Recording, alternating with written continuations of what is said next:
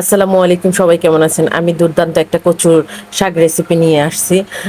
এত মজা হয়েছে কি বলবো, বলে শেষ করা যাবে না। তো এখানে মসুরের ডালটা ভাজি করে নিয়েছি। মসুরের ডাল দিব। তো উপকরণগুলো যা যা থাকছে: মসুরের ডাল, সিমের বিচি, শুকনা সিমের বিচি থাকছে।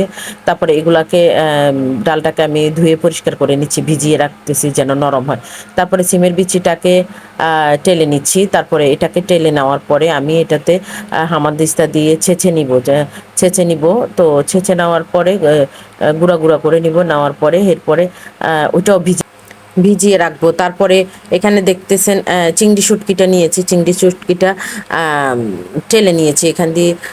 সিমের বিচিটা গুঁড়া করে নিয়েছি। তো তারপরে চিংড়ি শুটকিটা টেলে নিয়েছি। এখানে সিমের বিচিটা যখন গুঁড়ো হয়ে গেছে, তারপরে যে উপরের খোসাগুলো ফেলে দিচ্ছি ঝেড়ে। এটা স্টিলের একটা প্লেটে নিয়েছি যেন ঝাড়তে সুবিধা। এই যে ডালের সাথে আমি আবার সিমের বিচিটাকে ভিজিয়ে দিয়েছি। দেখুন, যে বোঝার জন্য আমি চামচ দিয়ে আপনাদেরকে দেখাচ্ছি। তো তারপরে কিছুক্ষণ ভিজানো ছিল। তারপরে এখানে পেঁয়াজটা হয়ে আসছে, একটু বাদামি বাদামি হয়ে আসছে। এর ভিতরে এই ডাল এবং সিমের বিচি দিয়ে দিয়েছি সম্পূর্ণ। সিমের বিচিগুলো দিয়ে দিয়েছি, দিয়ে কিছুক্ষণ নাড়াচাড়া করেছি, তেলে একটু ভেজে নিয়েছি।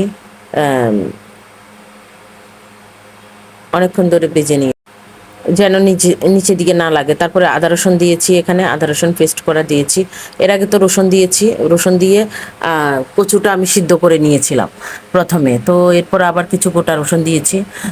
তো তো একে একে সব মশলাগুলো এখানে দিয়ে দিব এখন। হলুদ মরিচের গুঁড়ো, জিরার গুঁড়োটা আমি বাসা করছি। এখানে চিংড়ি শুটকি যেটা ছিল, চিংড়ি শুটকিটা ভালো করে ধুয়ে তারপর এখানে দিয়ে দিয়েছি। দিয়ে নাড়াচাড়া করেছি, একটু তেলে ভেজে নিয়েছি। ভালো করে খেয়াল করতে হবে যেন নিচে দিয়ে তলানিতে না লেগে যায়। আর আমার কড়াইটা যেহেতু স্টিলের ছিল, সেহেতু একটু ছিল, দ্রুত লেগে যায়। তখন আমি তাপ কমিয়ে দিয়েছিলাম, চুলোর তাপটা তখন একটু কমিয়ে দিতে হবে। হালকা তাপে রান্না করতে হবে।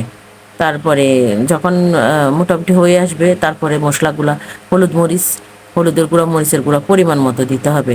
একটু ঝাল খেলে একটু মরিচের গুঁড়াটা বেশি দিতে হবে। তবে পোড়ামরিচ দিলে অনেক ভালো। আমার পোড়ামরিচটা ছিল না, আমি এই জন্য দিতে পারিনি। তারপরে এই যে মোটামুটি হয়ে আসছে, মরিচের গুঁড়াটা দিয়ে দিলাম এখন। আসলে কষানোর উপরে সব কিছু নির্ভর করে। জিরার গুঁড়াটা দিয়েছি এখন। তারপরে জিরার গুঁড়াটা দিয়েছি।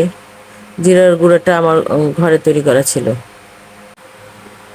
দেখুন, নাড়াচাড়া করার পরে কেমন কালারটা আসছে, খুবই ভালো লাগতেছে। এখনই মনে হচ্ছে যে খেয়ে ফেলি মশলাটা। তারপরে আমি কচু শাকটা দিয়ে দিয়েছি, সেদ্ধ করা রসুন এবং লবণ দিয়ে সেদ্ধ করা। কচু শাকটা ছিল সেদ্ধ, লবণ এবং রসুন দিয়ে সেদ্ধ করা ছিল। যাই হোক, তো এটা ভালো করে নাড়াচাড়া দিচ্ছে। এখন হলো আসল কাজ, সেটা হলো ভালো করে নাড়া দিতে হবে, না হলে নিচে তলানিতে লেগে যাওয়ার সম্ভাবনা থাকতে পারে। যদিও কচু শাকে পানি আছে, পানিটা একদম চুষে নিতে হবে।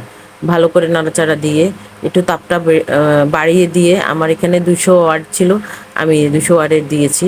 তাপটা বাড়িয়ে দিয়ে এই দেখুন মোটামুটি হয়ে গেছে। এখন এরপরে যদি তেল লাগে আপনি তেল দিতে পারেন, যদি আগে কম তেল দিয়ে থাকেন। না না লাগলে তো লাগলো। আমি সরিষার তেল দিয়ে রান্না করেছি। আপনি চাইলে যে সয়াবিন তেল দিয়েও রান্না করতে পারেন, অলিভ অয়েল দিতে পারে। এখানে যদি একটু ঘি, তারপর কাঁচামরিচ অ্যাড করে দিলে